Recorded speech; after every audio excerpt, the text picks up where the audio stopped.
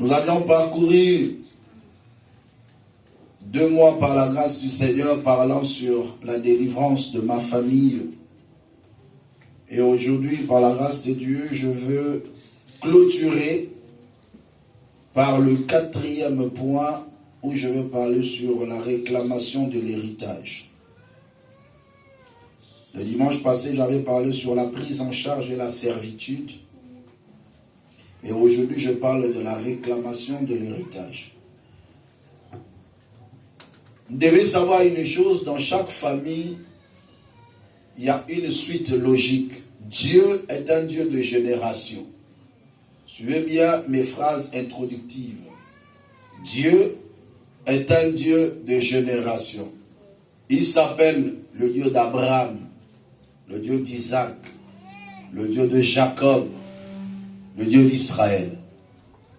De la même manière que Dieu est un Dieu de génération, le Dieu de Père et le Dieu de Fils.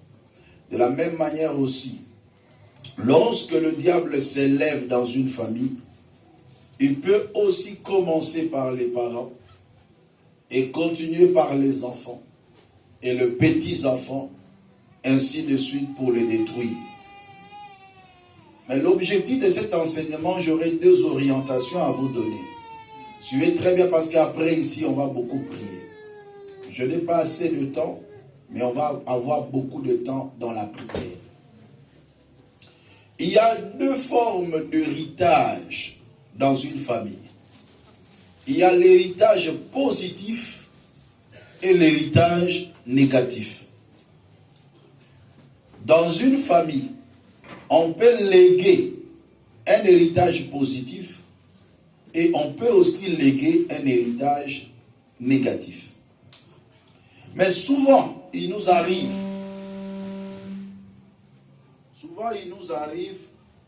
de ne pas comprendre que nous n'avons pas seulement l'héritage négatif, mais nous avons aussi de l'héritage positif. Nous prêchons souvent plus sur l'héritage négatif au sein de nos familles, mais parfois nous ne mettrons pas accent sur l'héritage positif aussi qui existe dans des familles. Alors, on ne peut pas réclamer un mauvais héritage, mais on peut renoncer à un mauvais héritage et réclamer le bon. Donc voici mes 2 facettes de cet enseignement. Donc je veux pousser toute personne à réclamer un bon héritage et à renoncer à un mauvais héritage de sa famille. Est-ce qu'on est ensemble? Je vais prendre d'abord Exode chapitre 20. Je vais commencer par là. C'est mon verset introductif. Après on va avancer. Exode chapitre 20. Nous allons lire à partir du verset 5. Tu ne te prosterneras point devant elle et tu ne les serviras point, car moi l'Éternel ton Dieu, je suis un Dieu jaloux, qui punit l'iniquité des pères sur les enfants jusqu'à la 3e et à la 4e génération de ceux qui me haïssent, et qui fait miséricorde jusqu'à 1000 générations à ceux qui m'aiment et qui gardent mes commandements. L'héritage négatif dans une famille est limité à la 4e génération. Vous devez avoir cette connaissance. Mais tandis que l'héritage positif, c'est-à-dire la bénédiction que Dieu répand sur une personne, peut se répercuter jusqu'à la 1000e génération. Mais la malédiction peut se répercuter que jusqu'à la 4e génération. Tout simplement parce qu'il y a une puissance qui nous lie. N'oubliez pas, lorsque je vous avais parlé sur la qualité sacrée de la famille, c'est parce que nous tous, nous avons une même racine qui est le sang. Et c'est ce qui nous unit. Et la vie est dans le sang.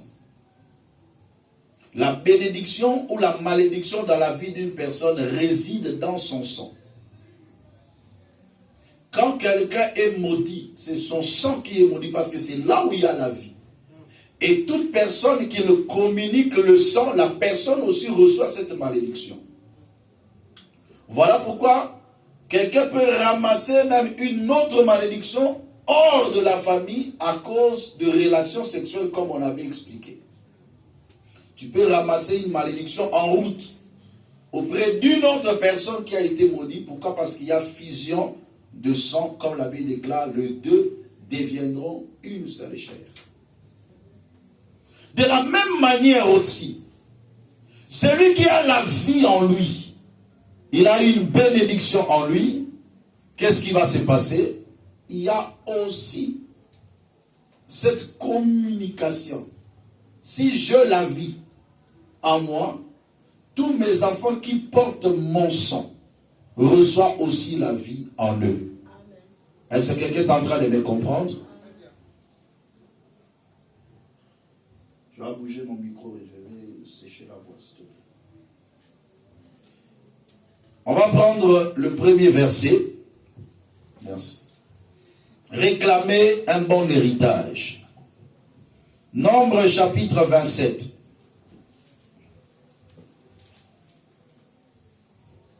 Il nous arrive parfois de dire que non, mes parents ou nos parents, nos aïeux ont commis tellement de choses et ils ont été maudits et cette malédiction se répercute sur nous. Notre combat serait de renoncer à cela. Mais il y a aussi des bonnes valeurs qui se répercutent sur les familles. Il y a aussi un héritage important aussi, un bon héritage à tirer dans une famille. Je vais lire ce verset, je vais expliquer rapidement.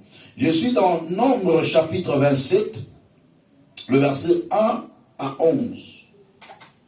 Les filles de Télofchad, fils de Épher, fils de Galad, fils de Makir, fils de Manassé, de famille de Manassé, fils de Joseph, et dont le nom était Makla, Noah, Olga, Milka et Tirza, s'approchèrent et se présentèrent devant Moïse, devant le sacrificateur Éléazar, et devant le prince et toute l'assemblée à l'entrée de la tente d'assignation. Elles dirent: notre père est mort dans le désert.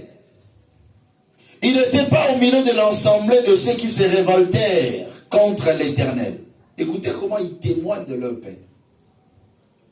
Que leur père n'était pas dans l'assemblée de Corée, mais il est mort pour son péché.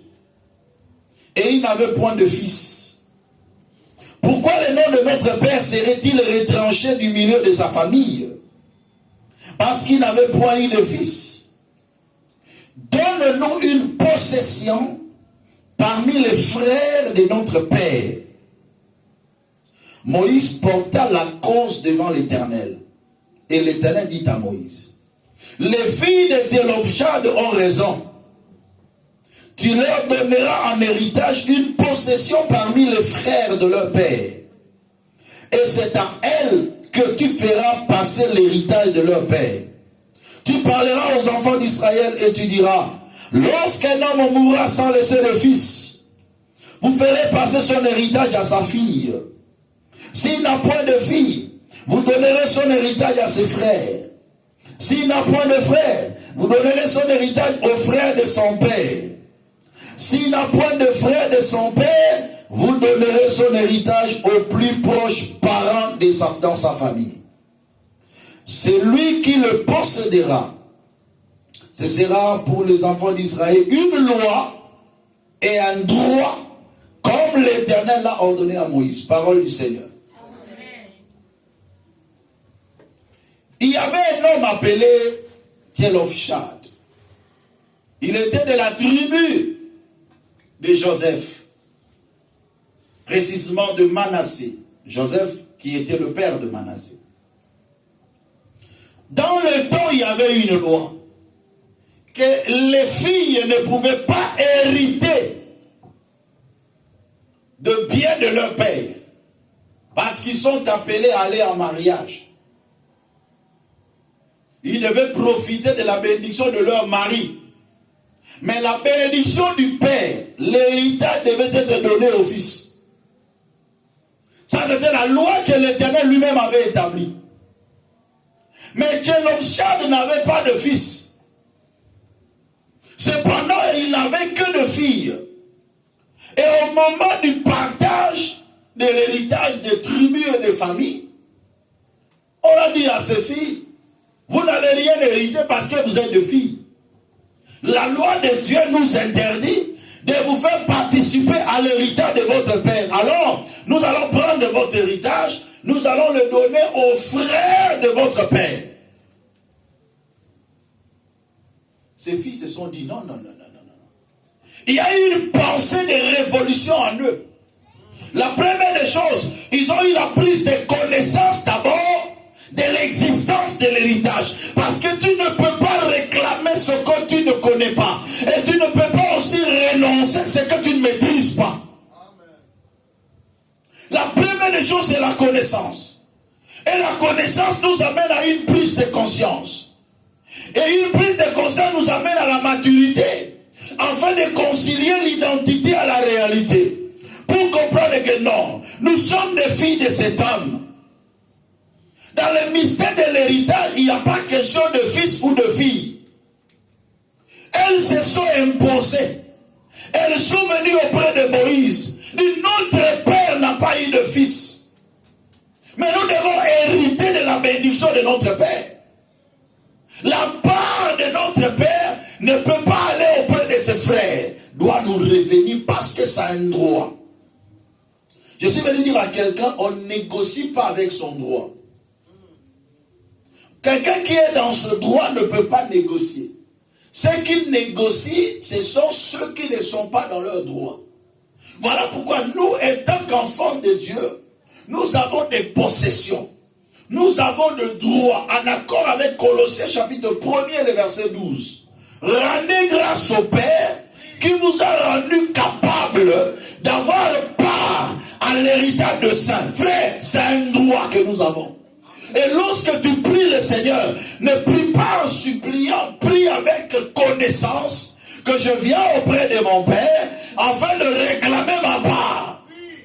Et surtout que nous avons déjà une bonne part d'héritage à réclamer parce que la Bible déclare, mais à ceux qui l'ont reçu, à ceux qui croient en son nom, elle leur a donné le pouvoir de devenir enfants de Dieu, lesquels sont nés non du sang, ni de la volonté de l'homme, ni de la volonté de la chair, mais de Dieu. Et nous ne faisons plus partir de la famille charnelle. Je suis venu dire à quelqu'un, s'il n'y a pas un bon héritage dans ta famille terrestre, dans ta famille spirituelle, il y a un héritage. Alléluia. Non, est-ce que je suis en train de parler à quelqu'un? Si dans ta famille, il n'y a que de mauvais héritages, renonce à ces héritages et viens réclamer l'héritage en tant qu'enfant de Dieu. Parce qu'il est écrit, je vous ai donné le pouvoir de devenir enfants de Dieu. Et si nous sommes enfants, c'est que nous sommes aussi héritiers. En tant qu'héritier, tu dois entrer en possession de ta part. Est-ce que quelqu'un peut lever sa main droite en disant que j'ai aussi ma part? Ah, tu le dis avec conviction en disant j'ai aussi ma part. Dis avec moi, dans l'héritage céleste, j'ai aussi ma part. Dans l'héritage des enfants de Dieu, moi, j'ai aussi ma part. Alors je suis venu dire à quelqu'un, si dans ta famille, tu n'as pas reçu un bon héritage, mais en Christ Jésus, tu as un bon héritage à réclamer. Non, bien aimé, ne crois pas seulement au mauvais héritage que tu reçois de ta famille. Dans notre famille, on ne se marie pas. Dans notre famille, on ne reste pas dans le foyer. Dans notre famille, on n'enfante pas. Dans notre famille, on ne prospère pas. Oui, c'est bien bon de les connaître. Tu connais le mauvais héritage, mais comment tu ne connais pas le bon héritage qui t'a été donné par Dieu? Tu n'as pas que ton père biologique, mais tu as aussi un Père céleste. Si le Père de ce monde ne peut te léguer qu'un mauvais héritage, mais le Père céleste te légue dire à quelqu'un, cet après-midi, tu entreras en possession d'un bon héritage au nom de Jésus. Nous renonçons aujourd'hui à l'héritage négatif de nos familles. Nous refusons aujourd'hui à la malédiction héréditaire. Je sais que la malédiction héréditaire existe, mais cela m'importe peu. C'est que moi je sais, ce que je reçois de Dieu est plus fort que la malédiction des familles. La bénédiction que je reçois de Dieu est plus puissante que la malédiction de ma famille. Je suis venu dire à quelqu'un, qu'est-ce que tu as hérité de ta famille et qu'est-ce que tu as hérité de Dieu? Est-ce que tu peux le mettre dans une balance? Ce que je reçus de ma famille et ce que je reçus de Dieu. Vous savez, il y a un principe. Je vais vous dire quelque chose. Si tu prends une bouteille d'eau, regardez-moi, fixez-moi le regard. Tu prends une bouteille d'eau, pas une bouteille, mettons un verre d'eau pour que ça soit un peu ouvert. Tu prends un verre d'eau, même cette bouteille comme ça, cette bouteille. J'ouvre ça comme ça. Mais c'est rempli de l'eau sale. On me dit, qu'est-ce que tu dois faire pour que cette bouteille d'eau ne puisse plus avoir de l'eau sale sans pour autant la renverser? Quelle est la solution? On me dit, cette bouteille est remplie de l'eau sale. Mais je veux que cette bouteille soit remplie de l'eau propre. Principe, ne touchez pas aux bouteilles, ne renversez pas, mais l'eau qui est à l'intérieur doit devenir propre. Qu'est-ce qu'il faut faire? Je vais prendre seulement de l'eau propre, je commence à verser dans cette bouteille. Qu'est-ce qui va se passer? L'eau sale va commencer à quitter et l'eau propre va prendre place. Je suis venu dire à quelqu'un, ta vie était comme cette bouteille, mais qui était remplie de l'eau sale. C'est-à-dire la malédiction de famille. Mais lorsque Dieu vient, il commence à répandre sa bénédiction sur toi. Mais qu'est-ce qui va se passer? La malédiction commence à céder à la bénédiction de Dieu qui entre dans ta vie. Je déclare et je confesse, il y a une bénédiction de Dieu qui est en train de se répandre sur toi.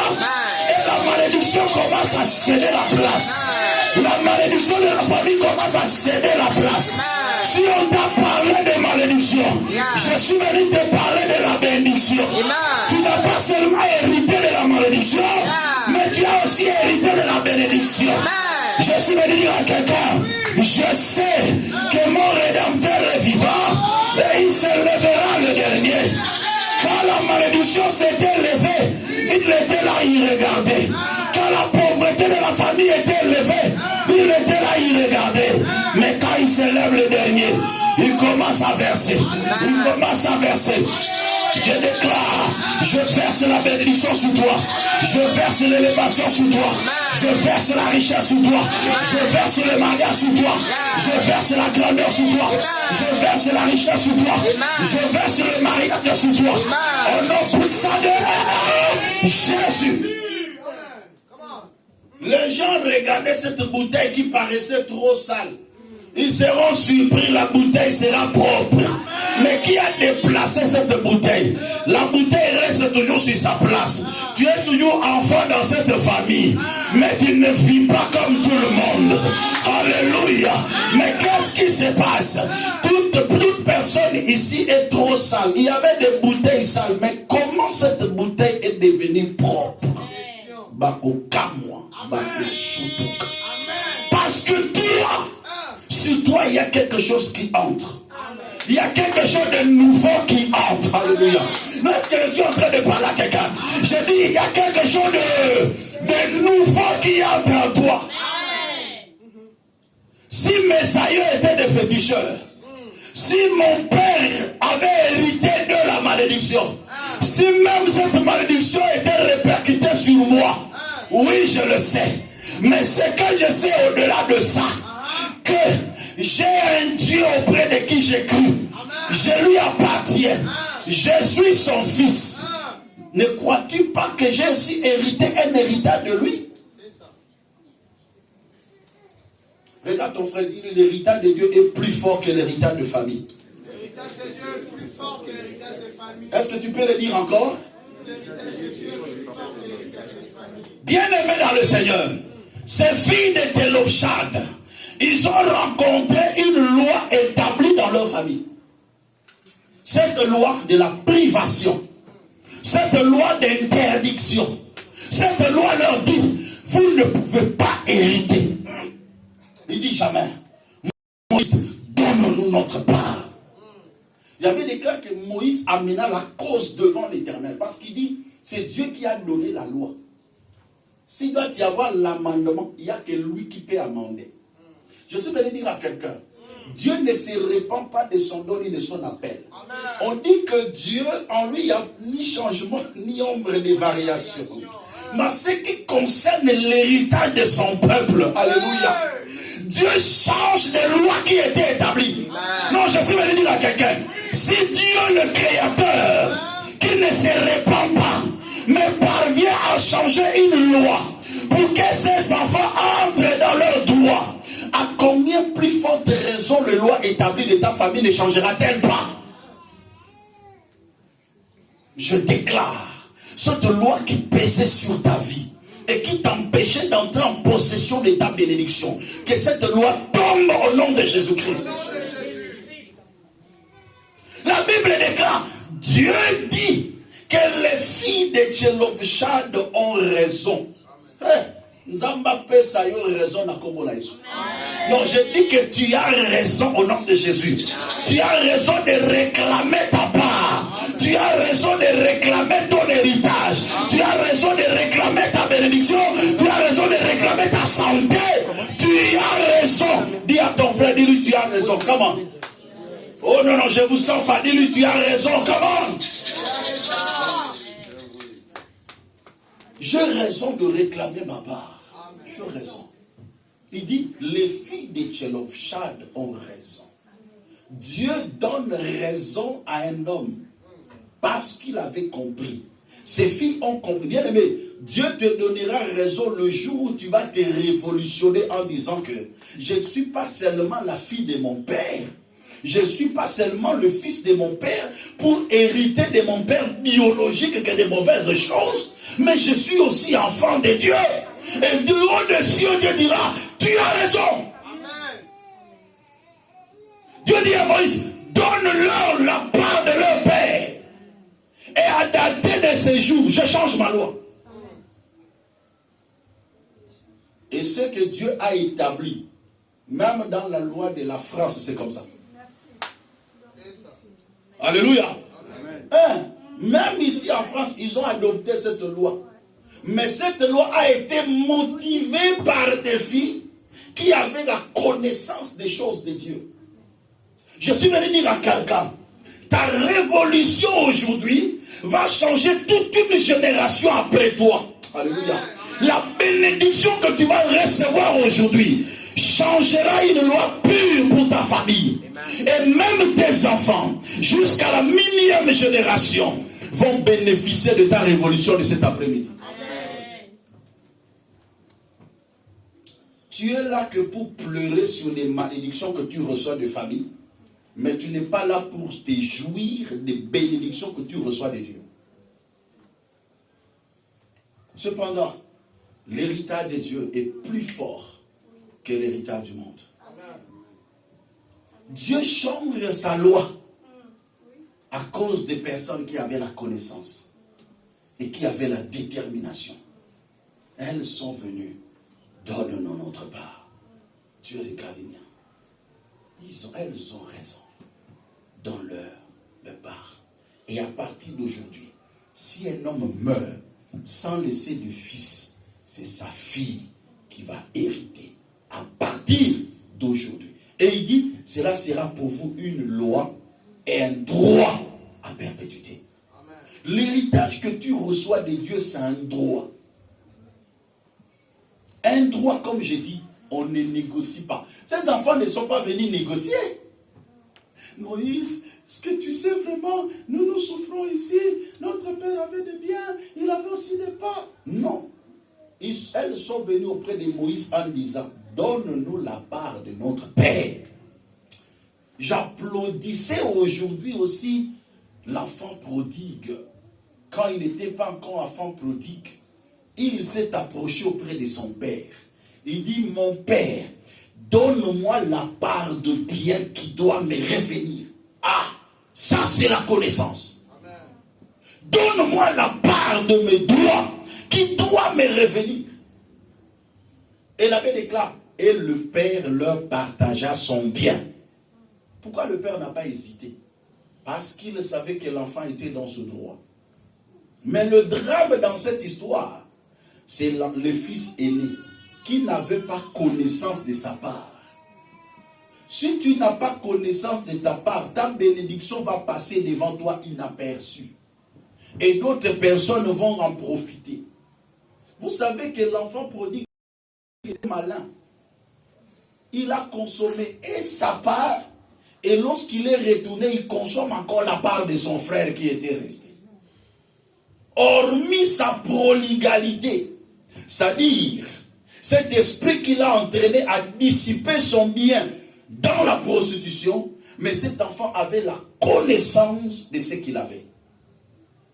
Il est temps que chaque enfant de Dieu puisse connaître qu'est-ce que j'ai comme possession.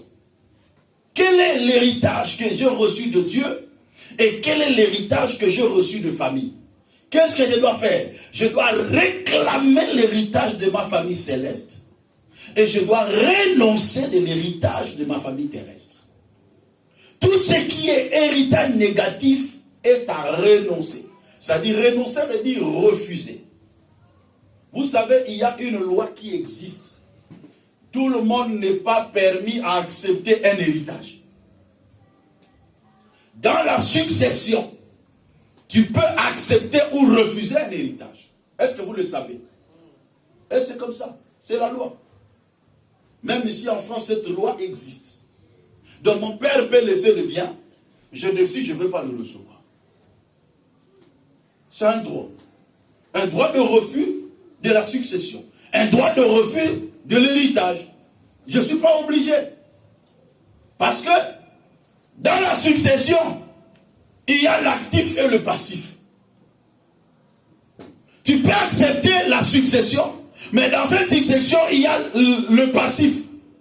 Ça dit, ton père avait des dettes que toi, tu dois payer. Donc, Mama Timba, je ne touche pas l'héritage de mon père. Il renonce à ça. Mais nous sommes appelés aussi à renoncer à l'héritage négatif de nos familles. Je ne suis pas obligé. Si la malédiction pesait sur ma famille, que moi aussi je le vive. Non, je ne suis pas obligé. Je ne suis pas obligé. Mais tu dois avoir une dimension spirituelle élevée afin de renoncer à ces choses. Pour dire, on ne refuse pas seulement verbalement. Ça commence verbalement. Mais aussi, on entre en profondeur de la prière. Parce que là, nous sommes dans la dimension spirituelle des choses. Tu regardes, non. Mon père n'a jamais été stable dans son foyer. Ma mère n'a jamais été stable. Mes frères, regardez leur vie. La pauvreté bat son pain. Le blocage, ceci. Le freinage, cela. Mais qu'est-ce qui se passe exactement? Tu es en train de faire une lecture sur la vie de plusieurs. Tu vois que non, il y a un esprit qui entraîne tout le monde. Tu dis, non, moi cet héritage-là, je refuse ça. Tu peux renoncer à un héritage. Regarde ton frère, dis-lui, renonce à un mauvais héritage. Dis-lui encore, renonce à un mauvais héritage. Acclamez pour Jésus.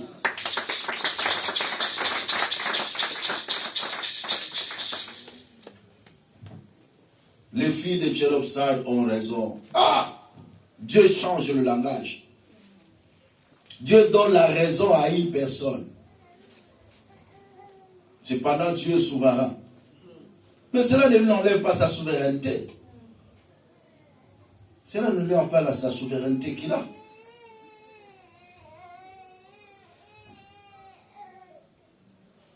Alors, on va lire Nombre chapitre 32. Versets 16 à 19.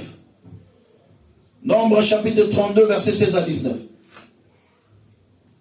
Ils s'approchaient de Moïse et ils dirent, nous construirons ici des parcs pour nos troupeaux et des villes pour nos petits-enfants. Puis, nous nous équiperons en hâte pour marcher devant les enfants d'Israël, jusqu'à ce que nous les ayons introduits dans le lieu qui leur est destiné. Et nos enfants demeureront dans les villes fortes à cause des habitants du pays. Nous ne retournerons point dans nos maisons avant que les enfants d'Israël aient pris possession chacun de son héritage. Et nous ne posséderons rien avec eux de l'autre côté du Jourdain, ni plus loin, puisque nous aurons notre héritage de ce côté-ci du Jourdain à l'Orient. Parole du Seigneur. Je vais lire encore ces versets. Il y avait les fils de Ruben, de Gad et la demi-tribu de Manassé. Lorsqu'ils ont commencé à prendre possession du pays, la Bible déclare, ils ont dit, ils s'approchaient auprès de Moïse en disant, nous construirons ici des parcs pour nos troupeaux et des villes pour nos petits-enfants. Des pères qui réfléchissent de bâtir pour leurs enfants, pour laisser un héritage pour leurs enfants. Je suis venu dire à quelqu'un, si toi tu n'as pas eu la grâce de bénéficier d'un bon héritage de tes parents, mais tu dois bosser, tu dois prier pour laisser un bon héritage pour tes enfants. Ici je parle de l'héritage de la qualité spirituelle. Est-ce que quelqu'un est en train de comprendre? Parce que ta qualité de vie influence la spiritualité de tes enfants. Ce que tu es en esprit, c'est ce que tu communiques aussi à tes enfants en esprit. Il y a des enfants qui naissent dans une famille où l'atmosphère spirituelle est tellement favorable et ces enfants réussissent sans fournir beaucoup d'efforts. Mais il y a d'autres enfants qui naissent dans une atmosphère compliquée de la famille et ils doivent se battre eux-mêmes pour chercher à s'en sortir. Simplifions la vie de ceux qui vont venir après nous. Par notre façon d'être, par notre comportement, par nos habitudes, par notre vie de prière, par notre dimension de foi. Nous léguons un héritage spirituel à nos enfants. Bien-aimés, est-ce que quelqu'un aujourd'hui peut prendre une décision en disant que non, mes enfants ne vont souffrir d'aucun dommage parce que moi, leur père, je me battrai, je détruirai, j'arrêterai la continuité des malédictions afin que ça ne tombe pas sur mes enfants. Si par exemple tu étais la deuxième génération et que tes enfants faisaient partie de troisième génération, donc si la malédiction est en train de se répercuter et que toi tu ne l'arrêtes pas, c'est que tes enfants vont le vivre. Est-ce que quelqu'un est en train de me comprendre? C'est très important. Tu es appelé en tant que père, en tant que responsable, une mère, à arrêter la malédiction pour ne pas se répercuter sur tes enfants. Et au travers de ta conduite, de ta vie, de ta dimension spirituelle, ainsi tu légueras un bon héritage à tes enfants. Vous savez, dans la Bible, j'ouvre une parenthèse et je passe rapidement. Dans la Bible, il y avait un homme, un prophète de Dieu, qui était mort, mais il a laissé un héritage de dette à ses enfants. C'était un prophète de Dieu, dans 2 Rois. C'était un prophète. Il est mort. Il a laissé le dette. Et le créancier est venu pour prendre ses 2 enfants et en faire des esclaves. La femme dit non, c'est pas possible. Je ne permettrai pas que mes enfants deviennent esclaves. Cette situation, bien aimée, ça s'est fait aussi spirituellement. Des parents qui ont laissé les dettes spirituellement. Et les enfants payent cela. Les enfants deviennent des esclaves à cause de leurs dettes. Et spirituellement, ils travaillent pour le compte de leurs créanciers spirituels. Mais cette maman s'est levée et dit non, pas mes enfants. Elle s'avance auprès de l'homme de Dieu. Il dit, homme de Dieu, tu sais que ton serviteur craignait l'Éternel. Il était un prophète. Il craignait l'Éternel, il était un prophète. Mais il est mort avec les dettes. Le créancier est venu pour faire mes enfants des esclaves. Je refuse ça. Et l'homme de Dieu lui a donné la solution. Bien-aimé, la question est posée. Quelle qualité de vie que tu lègues à tes enfants? Pose cette question à tes frères et sœurs qui sont à côté de toi. Quelle qualité de vie? Pose-lui la question, il ne faut pas avoir peur de lui. Pose-lui la question, celui qui est à côté de toi. Dis-lui, quelle qualité de vie que tu lègues à tes enfants, à ceux qui vont venir après toi? Quelle qualité de vie? Spirituellement parlant, quelle est l'atmosphère spirituelle que vous créez dans votre maison pour que les enfants bénéficient de la grâce? Ça, c'est un élément important à connaître. Un élément important à connaître. Est-ce que vous savez que ta bénédiction dépend aussi de la bénédiction de tes enfants lorsque tu deviendras vieux? Alors, leur vie dépend de toi. Et ta vie aussi dépend d'eux. Mais c'est toi qui commences. Tu mènes une bonne vie, tu lègues une bonne qualité de vie, et quand ils vont venir, ils roulent calmement. Les parents doivent être des caterpillars. Nous sommes comme des caterpillars pour tracer le chemin. Et nos enfants seront comme des Rolls, des Ferrari, qui vont circuler calmement. Mais il y a quelqu'un qui a balisé le chemin, qui a raboté le chemin, qui a aplani les montagnes. Ça, c'est ton travail. Si tes parents n'ont pas pu le faire, c'est ta part de responsabilité pour tes enfants. Le combat que tu combats aujourd'hui, la dimension de prière que tu montes aujourd'hui, c'est pour que tu arrêtes cette succession de malédictions. Afin que tu lègues un héritage positif, une énergie positive à tes enfants qui vont le propulser à réussir, qui vont le propulser à monter. Est-ce qu'il y a quelqu'un qui a compris ces choses? Est-ce que quelqu'un a pris la décision aujourd'hui qu'il y a un héritage à renoncer? Je refuse cet héritage. C'est possible, tu peux renoncer à cela. Et il y a une bénédiction aussi, un héritage de Dieu que tu dois réclamer. Si tu regardes dans ta famille biologique, il n'y a pas un héritage à réclamer. Dans la famille spirituelle, il y a un héritage à réclamer. Dieu nous a bénis de toutes sortes de bénédictions spirituelles dans le lieu céleste en Christ et Jésus. Que le Seigneur vous bénisse abondamment. Et que Dieu bénisse sa parole. Levons-nous.